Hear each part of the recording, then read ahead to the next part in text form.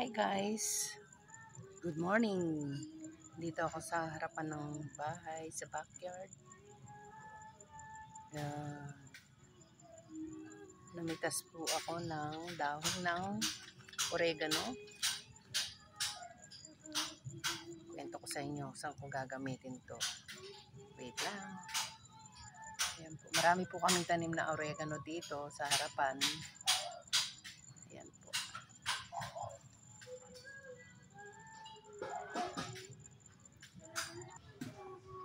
Ayan po siya. Sa labas naman ito ng labas ng gate. Halos kasing taas ko na tong oregano na to. Ayan po siya. Ako may tanim nito guys.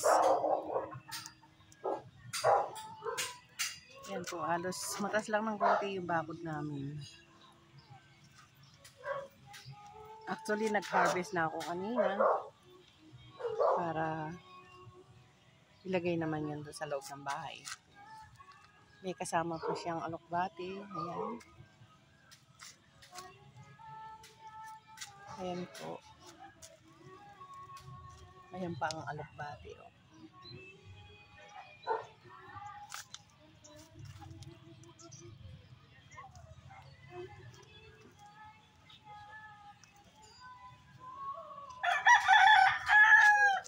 Ayan po yung alokbati at saka oregano.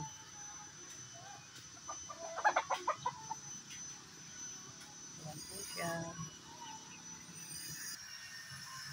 Ito guys, yung naani kong oregano. Isang tray po yan. Ayan. Ilalagay ko naman yan sa loob ng bahay, sa kusina, sa mga kwarto, sa sala. Pampalis ng mga lamok. Ayan po, sariwang-sariwa yung oregano. Ayan po.